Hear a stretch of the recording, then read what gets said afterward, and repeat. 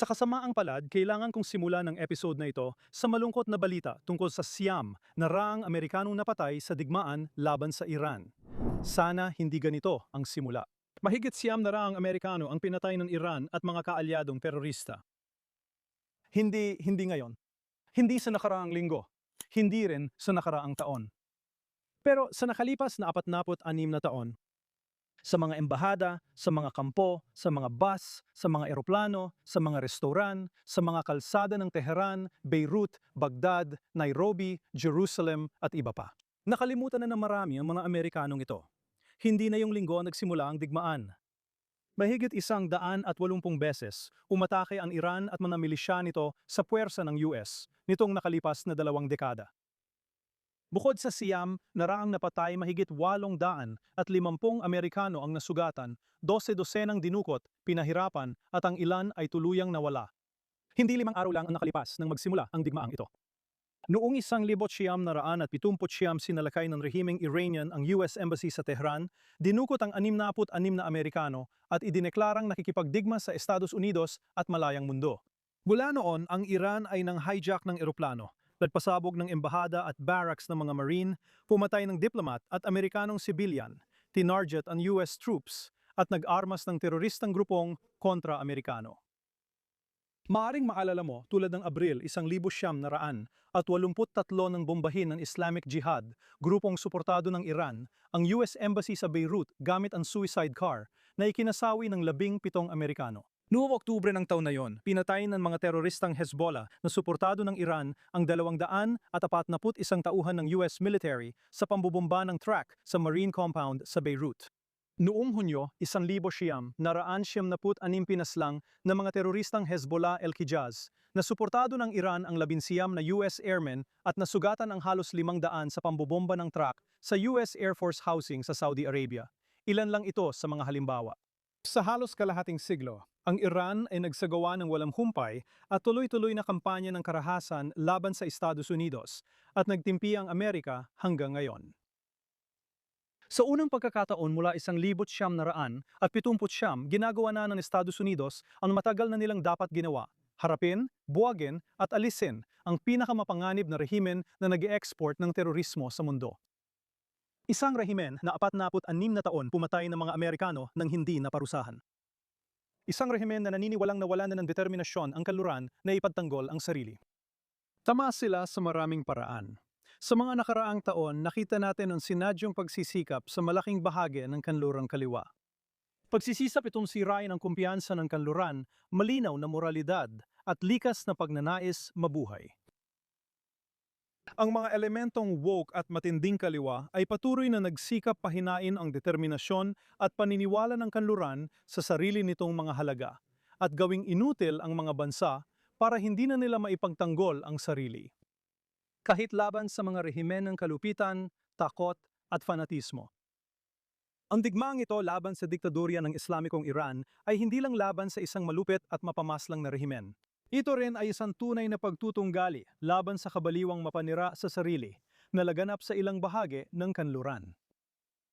Isang pananaw sa mundo na tinuturing na immoral ang lakas, ang pagpigil ay pansalakay, at ang pagtatanggol sa sibilisasyon ay dapat ikahiya. Ang nasasaksihan natin ngayon ay ang rurok ng mga taon ng ideolohikal na pagguho, ang ganap na pagkawala ng tapang ng kanluran, at ang pag-ubos sa mismong mga likas na ugali na minsang nanprotekta sa mga malalayang lipunan laban sa pinakamalulupit na puwersa sa mundo. Ang kanluran na natutong magduda sa sarili nitong karapatan mabuhay ay biglang hinarap ng kaaway na hindi nagduda sa layuning manira. At wala nang mas kitang-kitang ideolohikal na pagguho na ito kundi sa Europa. Ang nasasaksihan natin sa mga kaliwang grupo sa kanluran ay resulta ng paggamit sa lehitimong panlipunang adhikain para sa mapanirang pambansang pampulitikang agenda. Ang mga kilusang nagsimula sa makatarungang hinaing ay nagamit bilang kasangkapan na sumisira sa lipunang nais nilang ayusin. Pinawi nila ang kumpiyansa ng Europa, pinalabo ang moral na hangganan, at ginawang birtun sa politika ang pagdududa sa sarili. Ang dating likas na ugali na nagpoprotekta sa malalayang lipunan laban sa paniniil ay napurol, kinutya at binuwag, kaya nahihirapan na yung maalala ng kontinente na ang kalayaan ay nabubuhay lang kung handang ipaglaban ito ng mga nagpapahalaga rito. Ang sandaling kinalalagyan natin, ang digmaang kinasasangkutan natin, ay pumipilit sa kanluran na alalahanin ng isang bagay na matagal na nitong nakalimutan dahil sa panghihikayat. Hindi tiyak ang kaligtasan. Ang kasamaan ay hindi nawawala ng kusa. Ang pagtatanggol sa sibilisasyon ay nangangailangan ng desididong pagkilos ng walang paumanhin at walang pag-aalinlangan. Kung tutuusin, 5 araw na nakikidigma laban sa Iran, ang mga bansang hindi nakalimot na dapat tumindig ang mabubuting tao laban sa kasamaan paminsan-minsan. Sa ngayon, hindi pa naranasan ng gitnang silangan ang ganitong laki ng mga pangyayari sa maraming henerasyon. Hindi lang ito ang militar na sagupaan. Isa itong geopolitical na lindol, estratehikong pagbabago, at sa maraming paraan, sandali ng sibilisasyon na parang antas Biblia ang laki at saklaw. Para ipaliwanag sa inyo ang mga nangyari, kung bakit ito mahalaga at kung saan ito maaring patungo, gusto kong ibahagi ang mga pananaw ng ilan sa pinakamagagaling na analista ng Israel. Sina Dr. Doron Matza, Dr. Iran Shaishon, Sharon Zaks, Yoram Edry, Shomo Filber, at iba pa ay nagbibigay liwanag sa sandaling ito. Nagsimula ang kwento ngayong linggo sa unang pag-atake, syempre. Mula sa kakaunting nabunyag nitong nakaraang ilang araw, malinaw na dito nahubog ang karakter at diwa ng digmaang ito. Sabi ng komentador ng Israel na si Yoram Edry na nabanggit ko na, ang unang pag-atake ay talagang nakakagulat. Sa loob ng 40 minuto, nakuha ng Israel ang ganap na kapangyarihan sa impapawid ng Iran. 200 eroplanong Israeli at 100 Amerikano ang sabay na lumipad sa formasyon. Tinamaan ang mahigit 2,000 target ng may kahanga-hangang katumpakan, ikinagulat ng Pentagon. Inilarawan ni Edry ang katumpakan na parang Swiss na rilo na gumagana sa isa sa pinakamatinding binabantayang himpapawid. Agad bumagsak ang teknolohiyang panghimpapawid ng Rusya. Bigo ang mga radar system ng China. Ang mga patong-patong na proteksyon na itinayo sa loob ng mga dekada ay literal na naglaho sa loob lamang ng ilang minuto.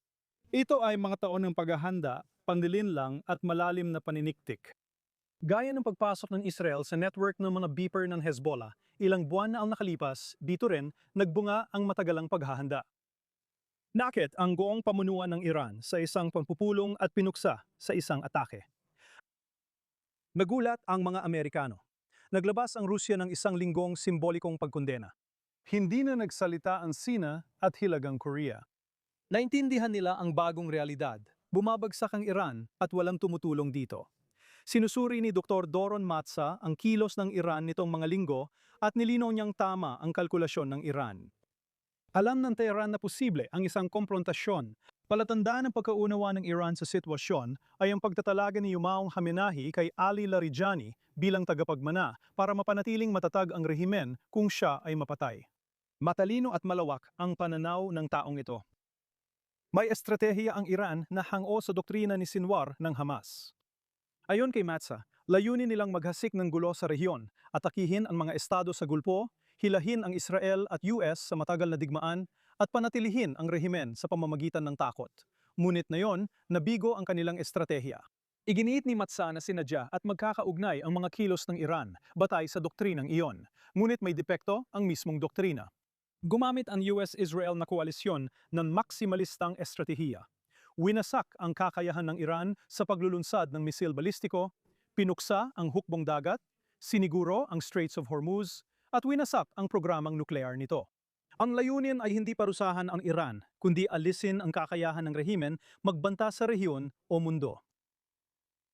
Kapag nakamit ang mga layunin ayon kay Matza, maaring tuluyan ng tumawid ang mga Iranian, Persiano, Kurdo, Azeri, Baluchi, Awazi, at baguhin ang kanilang pampulitikang kapalaran, gaya ng tawag niyang tumawid sa Rubicon. Para maintindihan kung bakit mahalaga ang digmaang ito at ano ang hinaharap natin, isang bagay na hindi pinag-uusapan ng media at maraming leader sa kanluran. Babanggitin ko si Sharon Zaks, komentador mula Israel, nagbigay ng isa sa pinakamahalagang pananaw. Ayon sa kanya, hindi basta-basta ikatlong mundo ang Iran. Para sa kanya, ito ang pinakamapanganib na kombinasyon sa makabagong kasaysayan. Isang bansa na may industrial at siyentipikong lakas ng makapangyarihang bansa na pinagsama sa ideolohiya ng mamamatay taong kulto. Ang kombinasyong yun ang dahilan ng pagiging mapaminsala ng Nazi Germany. Sabi ni Zaks, pareho ng landas ang Iran. Nakakagulat ang mga bilang na binanggit niya. Ang Iran ay kabilang sa nangungunang 10 bans sa mundo sa STEM graduates, nalalampasan pa ang Japan at South Korea.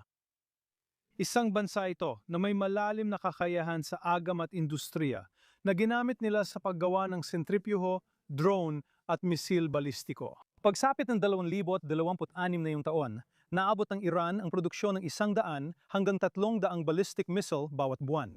Kung hindi kumilos ang Israel at Estados Unidos, sana ay nakagawa ang Iran ng libu-libong mga missile bawat taon-taon. Ito rin ang rehimen na walang pag-aalinlangang pumatay ng 30,000 sariling mamamayan nitong mga nakaraang linggo. Umakyat sa 2 bilyon kada taon ang budget ng Iran para sa mga kinatawan nito at tumatanggap ang Hezbollah ng halos $700 milyong taon-taon. Handang gutumin ng rehimen ang mamamayan para mapakain ang makinarya ng digmaan sa rehiyon. Sabi ni Zach, ang banta ay galing hindi lang sa ideolohiya ng Iran, kundi pati sa kanilang yamang tao. Kung mga ayatollah ay namuno sa mahirap at atrasadong bansa, sana limitado lang ang banta. Namumuno sila sa bansang may maunlad na industriya, magagaling na inhinyero at maraming siyentipikong manggagawa. Ang ganitong kombinasyon, gaya ng Alemanya noong dekada 30, ang nagpapalakas sa mga diktador na magbanta sa mga kontinente. Babala ni Zach, kapag nagpatuloy ang Iran, maaari itong magkaroon ng intercontinental ballistic missile na aabot sa silangang baybayin ng Estados Unidos pagsapit ng 2035. 12 dosenang nuclear warheads sa precision missile na nakatutok sa Tel Aviv, Haifa, Riyadh at Dubai. Nuclear umbrella na nagbibigay dito ng kalayang mang-api sa rehiyon ng walang takot sa ganti. At isang pandagdigang industriya ng murang, matalinong armas na ini-export sa mga terorista tulad ng Shahid drone na tinawag na Kalashnikov ng ika-21 siglo. At ang kakayahang lumpuhin ang pandagdigang pamilihan ng langis sa pamamagitan ng kipot ng Hormuz. Inilarawan ni Zach ang isang matinding sitwasyon. Ang Iran ay nagiging makabago at panatikong imperyo ng terorismo na kayang magwasak ng mga bansa, umatake sa mga lungsod ng Amerika, at pabagsakin ang pandigdigang ekonomiya gamit ang nuclear na proteksyon. Isipin mo magising ka isang umaga, sabi niya, habang inaatake ang Israel ng 5,000 misil balistiko. Isang biglaang atake na layong lampasan ang air defenses at pumatay ng 10,000 civilian sa ilang minuto. Hindi papayagan ng Israel at ng malayang mundo ang ganitong senaryo. Ito ang dahilan ng agarang pangangailangan sa digmaang ito. Hindi lang ito ukol sa ideolohiya ng Iran. Tungkol ito sa maaring mangyari kapag ang panatikong rehimen ay nagkaroon ng makabagong siyensya, industriya at inhinyeriya at ginamit ito para lumikha ng kasangkapan upang hubugin ang mundo sa pamamagitan ng terorismo at pamimilit. Habang matinding inaatake ang Iran, sumali na sa digmaan ng Hezbollah at nagsimula ng bagong yugto. Si Sharon Zaks ay nagbibigay ng diretsyong pagsusuri tungkol dito. Sabi niya, ang Lebanon ay bigong estado at tambakan ng basura na di kayang ipatupad ang soberanya o labanan ang Hezbollah. 1 taon at kalahati ring nagkunwari ang gobyerno ng Lebanon na sinisira nila ang infrastruktura ng Hezbollah sa timog.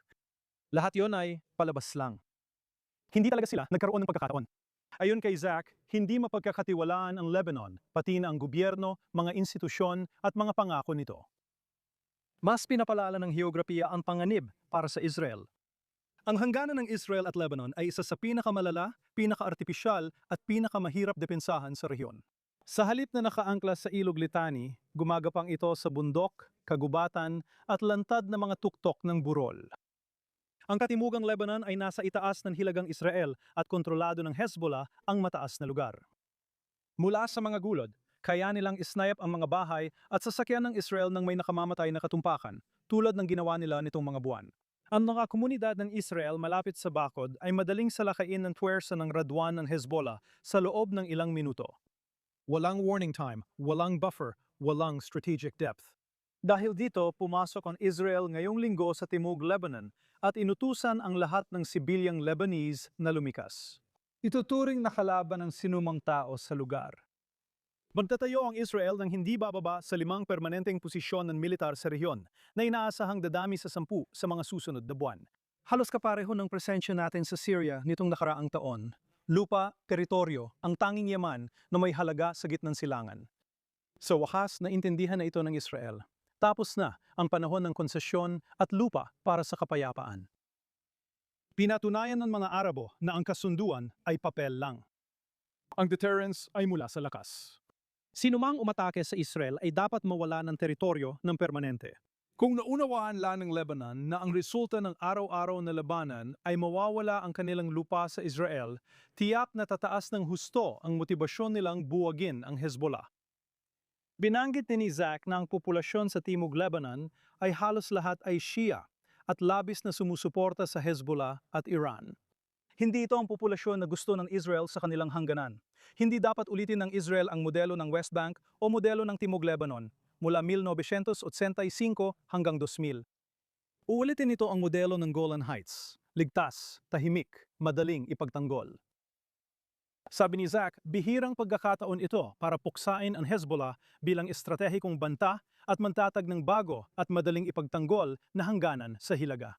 Sa idtong ito ng bigmaan, binanggit ni Dr. Doran Matza ang galawang bumibilis na prosesong humubog sa huling ilang oras ng kampanya.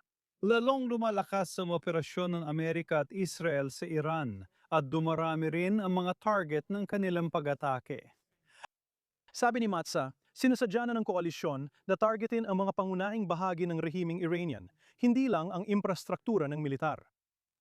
Layunin nitong lumikha ng panloob na pagkabigla para yanigin ang rehimen mula sa loob dahil walang ground invasion gaya ng sa ikalawang digmaan sa Gulpo. Ang mga pampublikong pahayag ni Pangulong Trump at punong ministro Netanyahu ay nagpapalakas sa ganitong pamamaraan, hayagang nananawagan sa mga mamamayang Iranian na tumawid sa pulang dagat samantalahin ang pagkakataong ito at makamit ang kanilang sariling pampulitikang katubusan. Ang ikalawang kaganapan ay mula sa tugon ng Iran.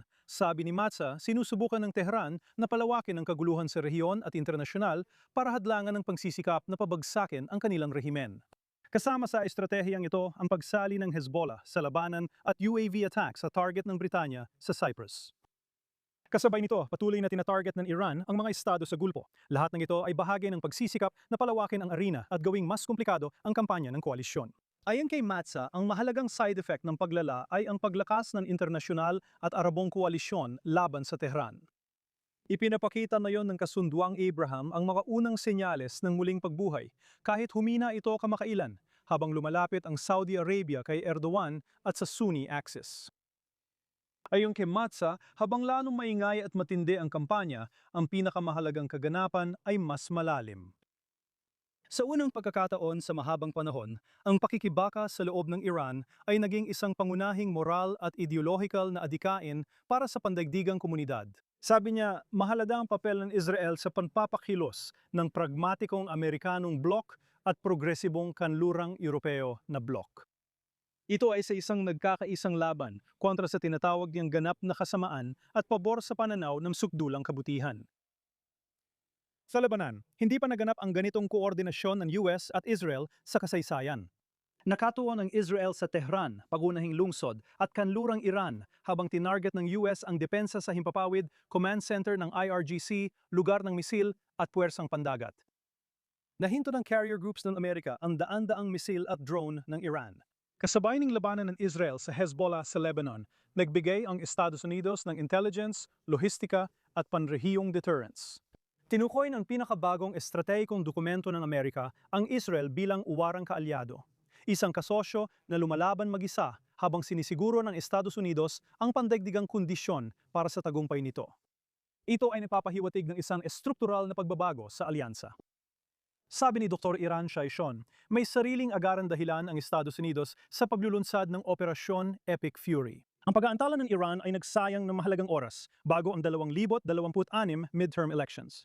Banta rin sa global energy stability ang axis ng China, Iran, Russia. Pinahina ng Iran ang Sunni coalition na binuo ng US noong 2025. At ang masaker sa Tehran na sinabayan pa ng mabilis na muling pagbibigay ng armas ng China sa puwersa ng misil ng Iran ay nagpabilis sa takbo ng mga pangyayari. Ayon kay Shaishan, itinuturing ng US ang pagbagsak ng Iran bilang interes ng Amerika at ng mundo, hakbang para ihiwalay ang China at paraan sa pagtatapos ng digmaan sa Ukraine. Hindi raw ito labanan sa rehiyon, kundi pandaigdigang pagbabago ng alyansa.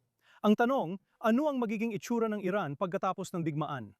Nagbanggit sina Matza at Shaishan ng ilang posibilidad, kabilang ang pagtukoy sa susunod na pamunuan ng Iran sa tunggalian ng mga konserbatibo at reformistang kaalyado ng rehimen. Bilang alternatibo, maaaring sumiklab ang isang pag-aalsa sa hanay ng mga Kurdo, Baluchi, Arabo, Turko, Lur at Azeri na pawang naninirahan sa Persia.